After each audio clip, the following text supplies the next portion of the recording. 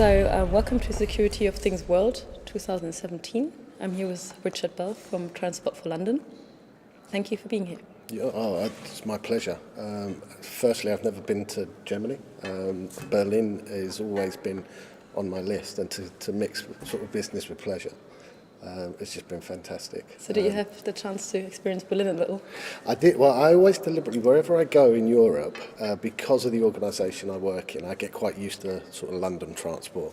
So I make a point of not getting a taxi or a car from the airport. So I used both the big train and the metro, and walked to get to the venue. And it was really easy and just something that I really enjoyed doing. Get to see a bit of the city as well. Otherwise, you just see a hotel and not much else. Exactly. So, in which role exactly are you involved to Transport for London, Richard? So, I'm the Chief Information Security Officer for Transport for London. Transport for London itself is the sort of strategic authority, public authority, for implementing the Mayor's transport strategy. So we've got a sort of diverse amount of transport modes, ranging from rail to pedestrianisation and cycling, traffic lights and all of those types of things. And my job is to try and bring all of those different eclectic sort of systems and look to try and protect them the best way we can. All right. So if we think about transport, obviously metro and take the bus. So how does the security component go in there? Maybe some people couldn't picture it. What exactly are you taking care of? When we first started on our journey, without sort of the pun, we tried to follow the data. So it was very much about our customer data. We have a product called Oyster Card, which allows you to tap in and tap out on your journey, and that generates a huge amount of data associated with it, personal data, personal identifiable data, and also that data for which when they start to walk around and travel around the London, you can start to exploit that data and be able to better inform our customers and also try and alleviate some of the stress that's in essence on a very old railway network and a metro network. And you know, London's getting busier each year. Our population's going to increase certainly by the next 8 million in the next 10 years. And you know, we try and exploit that data by to give it to our customers. And of course, that responsibility around customer data was where our journey started, around protecting. Then we move on to looking at some of the isolated systems that have never really been looked at from what we perceive and now know as sort of cybersecurity. There would have been very physical measures put in place and very good procedural and processes around the people that were doing it. But now we're trying to harness and exploit that data. More of these old systems that once were never sort of connected are increasingly becoming connected. So we've now had to follow that part of the journey down to what we call sort of heavy rail or light rail, traffic lights, building management systems, all of that data.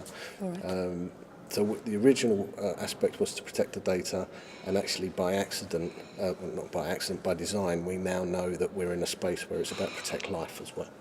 So it's a balanced approach that we have to try and find. Yeah. So speaking about challenges, what challenges are you currently facing in terms of security at Transport for London, or what do you also say generally speaking when we talk about infrastructure and transport systems across the globe? I mean, across the globe, a lot of transport systems will be certainly in a better position than ourselves because they'll be more modern. One of the difficulties around putting any large capital project and program around transport in place is that you have to think of a life cycle of about 30 years. So you can't keep replacing trains every year because there's an upgrade that needs to happen or the patching doesn't work. So one of the sort of challenges, I suppose, that we find ourselves is one, trying to keep up with the technology because it changes all the time. I'm sure you'll have other sort of exhibitors next year selling different types of stuff. and everyone's moving on, but our systems stay the same. Right. And that's going to be quite a challenging area. Different even in a greenfield site when we're trying to look at new projects. You can design that in, you can really bake good security in for an amount of time. But a lot of the legacy equipment that we've got is a bit more challenging. Right. And you're also going to hold a keynote presentation tomorrow. I am, yes. Can you tell us a little bit more about the presentation? Tomorrow morning, yes. Yeah. I've watched a number of the presentations today. I'm going to try and do it in a different fashion, in the sense that I'm going to try and leave a lot of the technical jargon out of it and just show how we had to get a sort of diverse workforce and leadership team and collaborate together to try and understand what the convergence would look like between the IT arena and the operational technology arena, because they're very different people that are involved in those areas of specialism. And fundamentally, I want to sort of go right through the middle of the organisation and make one message and make sure that we bring cybersecurity to all. Part of the keynote is going to be about that and how we would respond with an incident and what that looks like and some of the different approaches that we took to really try and test and stretch ourselves to check test to see whether it was working or not. Right. So what do you think about the different formats here at Security of Things World, and what are your impressions so far?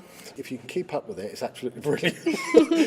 I don't know whether I was in the cafe, the World Cafe, or whether I was in the Icebreaker.